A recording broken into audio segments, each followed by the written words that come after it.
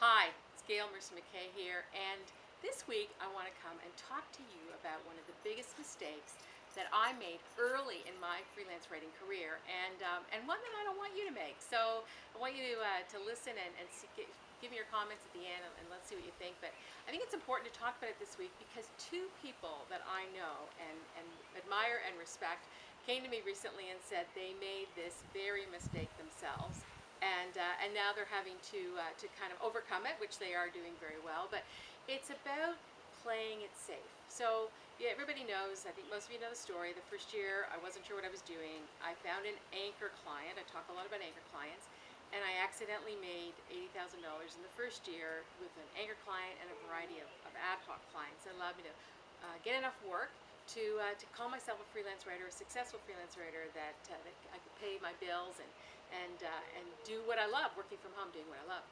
Well, in year two, I had two of my ad hoc clients turned into anchor clients. They wanted to be anchor clients with me, and that was great. I was working for both of them, and then they took it a step further and they said, you know, we don't want you working for anybody else except us. One of them wanted me for 3 days a week, and one of them wanted me for 2 days a week, and they're waving the safe flag, right? That safe flag is waving, you know, this is going to be safe for me. I've got two clients. They're both going to pay me well. I'm going to have a regular income coming in. I won't have to market myself, and it felt good. So I signed up to do that with both of them. Well, as soon as I signed up, you know, the difference between an anchor client and a client that expects you to act a little bit like an employee is that they start making demands. An anchor client really just wants there's flexibility there. You don't necessarily have to be on site ever.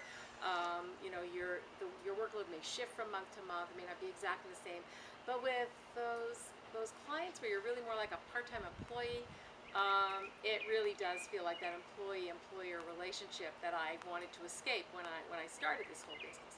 And so before I knew it, they both wanted me on site. And after, you know, only a few weeks of signing up, I was commuting every day. One client to downtown Toronto and one client into Mississauga. And so for 5 days a week now, all of a sudden I'm commuting. And I wasn't happy because I wasn't doing what I wanted to do. This was not achieving my goals, but it felt safe. So I stayed because it felt safe.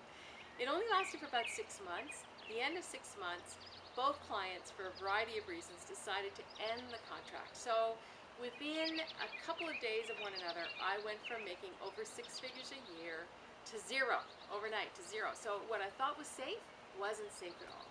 It was a great lesson for me because what I learned from it is that I am the safest when I'm creating my own environment, when I am creating my own clients, when I am writing and choosing and working with the clients that I know and love and trust and work in the way that I want to work. And so, so that was a huge lesson for me.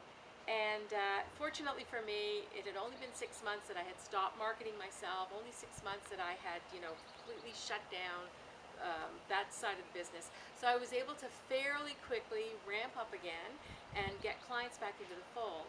So if you're tempted by this, if you're listening to this video and you're in that space where you've started at the freelance route, you've had a little bit of success, and by the way, as you get successful, you smell of success. People want that. That's when people come out of the woodwork and say, hey, we want you as a full-time employee. Want you as a part-time employee. Sign up as an anchor client, but don't sign up as an employee unless that's your goal. You know, look at your own goals at the start of all this. Look at what your goals are. If your goals are to become an employee again for someone else, then that's perfectly fine. But if your goal is to work for yourself, to have total freedom, total flexibility, then don't get lured by the safe flag. Don't get lured. It's like a detour as you're taking a road. It's like, hey, drive down this road and check out this view. Don't stay on the straight and narrow. It does feel a little bit scary sometimes, but trust me, when you're doing the right things will happen. So that's my video for this week. Hope you're having a great week. Hope it's all going great for you. You're knocking it out of the park. And until next week, I leave these thoughts with you. Mercer-MacKay, believe, be brave, and go right.